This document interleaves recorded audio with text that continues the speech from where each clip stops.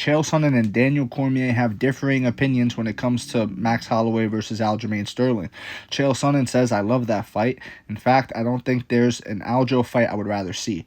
Daniel Cormier says, if Aljamain struggled with O'Malley's size, he would be in some real deep trouble with Max. Okay, so let's break down the fight, okay? Who has Max Holloway fought with the takedowns of an Aljamain Sterling? Not the jiu-jitsu, okay? Brian Ortega's jiu-jitsu is, fantastic, as good as it gets in the UFC. But with that said, Brian Ortega's wrestling is not as good as Aljamain Sterling. Aljamain Sterling's ability to get in on you, grab a leg, grab a body lock, grab something, and get it to the floor is way bigger than Brian Ortega's. It's a way better chance of doing that. So who has Max fought? I'm trying to think. Who has Max fought that is like this great wrestler guy? And I don't think he's had one. I think Aljamain Sterling would be that guy, Aljamain Sterling would be the best wrestler Max Holloway has fought. Okay, so moving on from that. Is Max Holloway too big for Aljamain Sterling? Aljamain Sterling, you could say, was enjoying life as champion when he was champion, right? But you could say that he is... I feel like he could make 135. I just think he likes living life and he likes enjoying life. He enjoys the drink after the sparring sessions and things like that. He enjoys these things, which is fine. And I think he wants to keep enjoying them rather than cut them out. And that's why it's harder for him to make weight at 135. He got the title, lived life as a champion, enjoyed that. There comes a time where I'm sure the extra dieting, like it comes down a little bit and you make more sacrifices, Not that he doesn't work hard, but 135 is becoming more of a chore. That's the point. 135 for Aljamain Sterling is becoming more of a chore for him as opposed to just, hey, let me just go up to 145. How will he look as the smaller guy going up against Max Holloway? How will he look? Do you think Max Holloway will completely shut down the grappling? Maybe. I think on the feet, Aljo's going to be out of his depths. Even though Aljo has shown ability to strike with people. Peter Yan, he struck, let's not forget, guys, you guys were talking about Peter Yan being a top pound-for-pound fighter.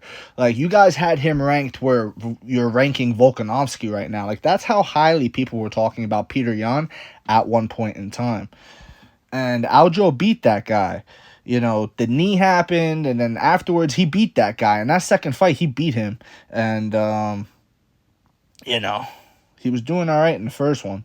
But, yeah. So he's like that. He was able to strike with Peter Yan. He was able to strike with Henry Cejudo, who's, he knocked out Dominic Cruz. Cejudo knocked out Cruz. You know what I mean? You got to give Cejudo some props on the feet, too. He's got that in and out. He was able to stand and hold his own against DJ. You got to give him props, too.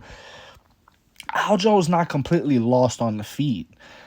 I have always said, since day one, that the stoppage against Sean O'Malley was an early stoppage. It was a stoppage that, for the champion, right? You don't stop that fight.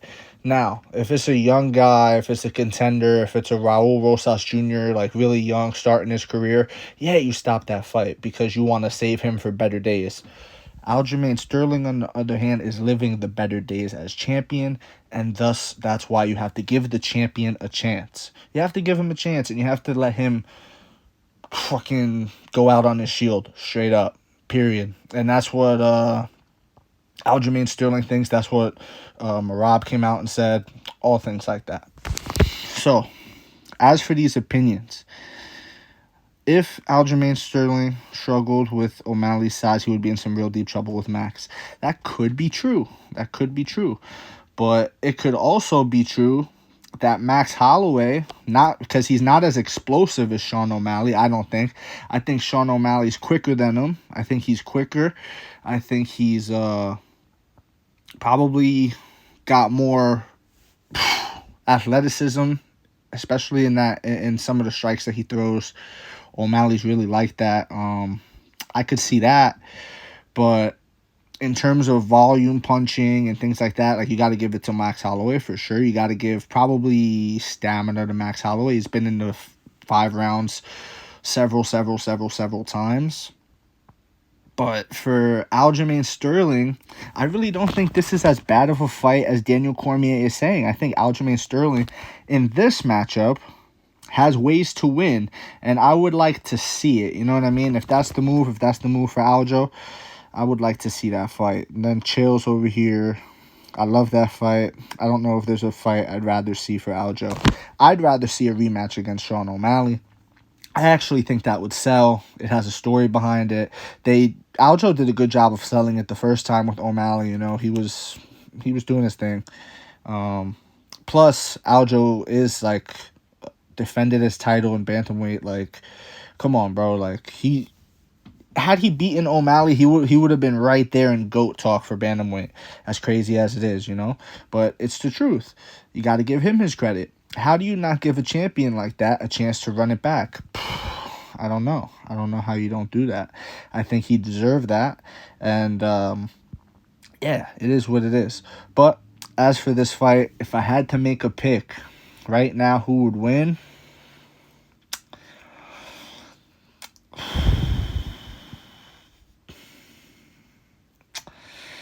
I want to say Aljo. Like, I want to say Aljo because in my mind, the way I see Aljo winning is like, I could see Aljo possibly getting a body lock clinch on Max Holloway. I could see him turning Max Holloway around and on his back. You know what I mean? We've seen Max Holloway in these positions before.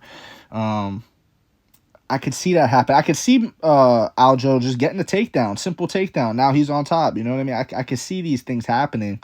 And, yeah, I could also see Max Holloway doing his thing, popping his jab out there and, you know, checking every kick of Aljo, rendering him useless on the feet. That could happen too, you know? Maybe I'm wrong. Maybe the Peter Yan win means nothing. The way he was striking with Peter on the feet, maybe that means nothing. Maybe it doesn't apply here. But that's my take. I think this is a very interesting fight. It's a fight that I want to see. And I'm going to say, damn, if I really had to pick, I'm going to go Aljamain Sterling to win this fight. Fuck it. And that's that. Let me know what you think in the comments. If you agree with me, disagree with me, or not, join the discussion and follow for more. Thank you.